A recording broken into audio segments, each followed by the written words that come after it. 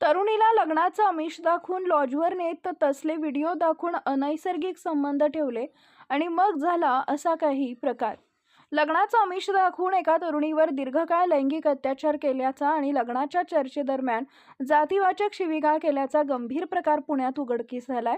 या प्रकरणी भारती विद्यापीठ पोलीस ठाण्यात एट्रॉसिटी कायद्याअंतर्गत गुन्हा दाखल करण्यात आला असून अक्षय संदीप बागुल वय वर्ष 33 राहणार साई पार्क सोसायटी त्रिमूर्ती चौक भारती विद्यापीठ परिसर याच्यावर आरोप ठेवण्यात आले आहेत।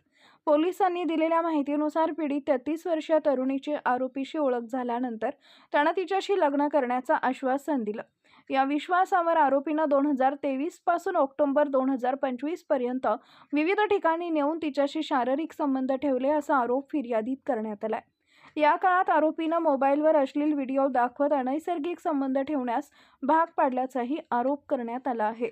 मात्र अखेरीस आरोपीनं लग्नास नकार दिल्यानं तसेच तिचे शारीरिक, मानसिक आणि आर्थिक शोषण झाल्याची जाणीव झाल्यानंतर पीडित तरुणीनं भारती विद्यापीठ पोलीस ठाण्यात तक्रार दाखल केली। या तक्रारीच्या आधारे पोलिसांनी आरोपीविरुद्ध गुन्हा नोंदवला असून पुढील तपास सुरू आहे। या प्रकरणाचा तपास सहाय्यक पोलीस आयुक्त राहुल आवारे करत आहेत। लग्नाचा आमिष दाखवून महिलांचे शोषण केल्याच्या घटना अधूनमधून समोर येत असून अशा प्रकरणांमध्ये कठोर कारवाईची मागणीही वारंवार होत आहे।